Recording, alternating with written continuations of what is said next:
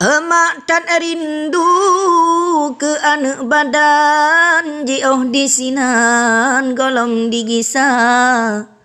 Minta nafkah urongan malam gepreh mak megang dengan anak dah.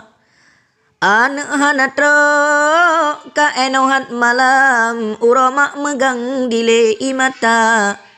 Anak tan diwa ka uro megang uro lebaran hana troh teka.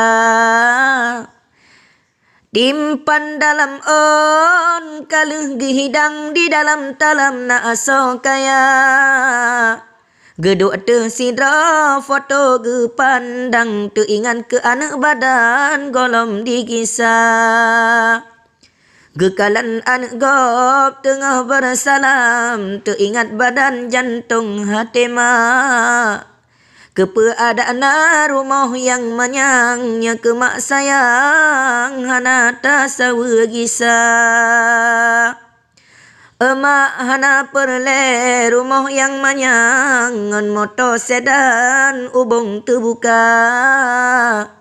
Yang penting anak benar kesajan uramak megang bermesapat temak. Boh pisang wak megetah tangke boh pisang gle aso jihana. Maah deh shalon batin ngan lahe kadang mencuri hati bak mesapa. Kadang na janji kayem merawe na sakit hati habalun gasa. Kadang cit singah ulon hanale diaumil ake bekjut ke desa. Kadang hanalun ngiyang wate nu hoi hanalun seot wate nu sapa. Mojan nang hape hana ulun bet kadang lun carut dan lun sengaja. Kadang bak janji tan tepat wate maah lun lake ni bak syadara. Umpama desa lage on kaye nyoh goh laye lain kamuda. Umpama desa lage ilaut nyoh goh suro lain kateka.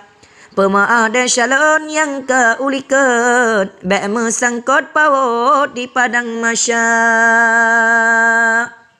Selamat Uro Raya Idul Adha 1440 Hijriah. Mohon maaf lahir dan batin. Tertanda Masyhur Wahroni. Allahu Akbar, Allahu Akbar, Allahu Akbar, walillahil hamd.